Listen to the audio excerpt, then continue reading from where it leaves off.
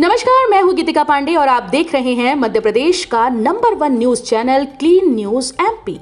चलिए देखते हैं मध्य प्रदेश की सभी शाम तक की मुख्य खबरें फटाफट अंदाज में।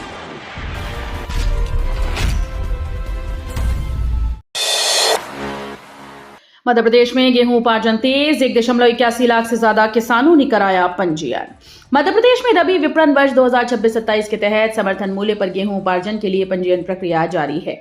अब तक 1,81,793 किसान अपना पंजीयन करा चुके हैं। सरकार ने पंजीयन की अंतिम तिथि 7 मार्च निर्धारित की। जिन किसानों ने अभी तक पंजीयन नहीं कराया वे समय सीमा के भीतर प्रक्रिया पूरी कर ले। एमपी में शराब जांच की नई व्यवस्था, भोपाल, इंदौर, जबलपुर में बनेंगी लैब। मध्य प्रदेश में नई आबकारी नीति के तहत शराब की गुणवत्ता जांच के लिए बड़ा फैसला लिया गया।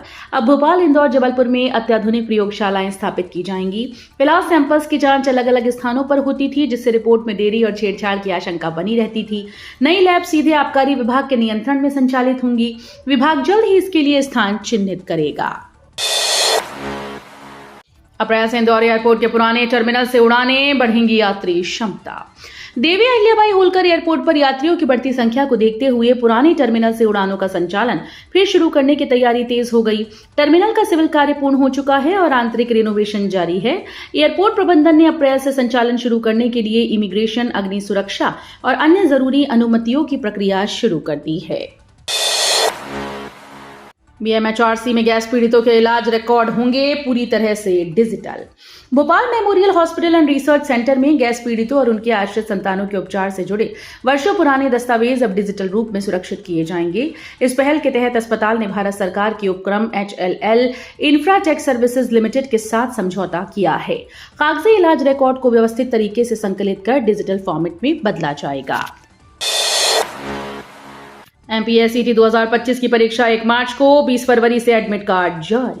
मध्य प्रदेश लोक सेवा आयोग के द्वारा आयोजित MPSCT 2025 परीक्षा 1 मार्च 2026 को होगी।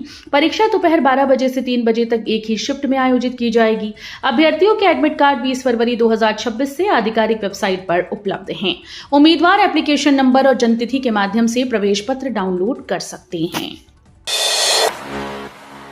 इंदौर में वोटर लिस्ट का अंतिम प्रकाशन, 3.80 लाख नाम हुए कम।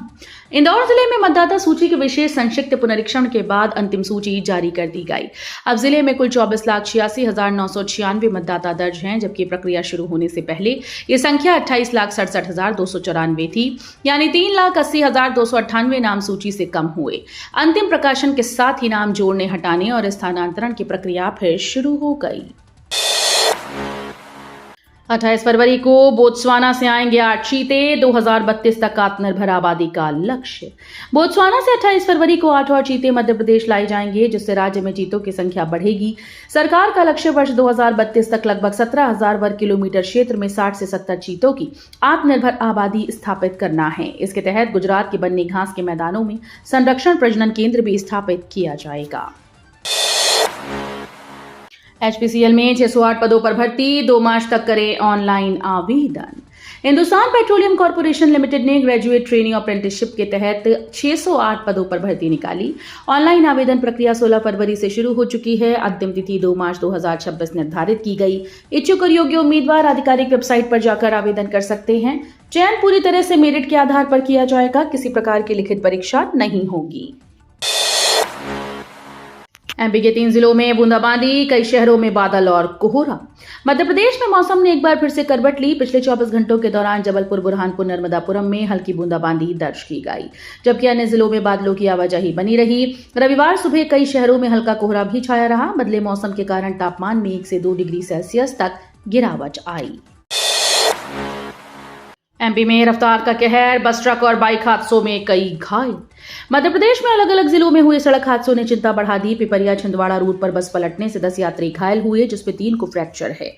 वहीं धार जिले के राऊ खलघाट 4 लेन पर ट्रक टकराने से चालक केबिन में फंस गया, जिसे घंटों की मशक्कत के बाद निकाला गया। कुक्षी क्षेत्र में तेज रफ्तार बाइक ने 2 बच्चियों को टक्कर मार दी, एक की हालत गंभीर है।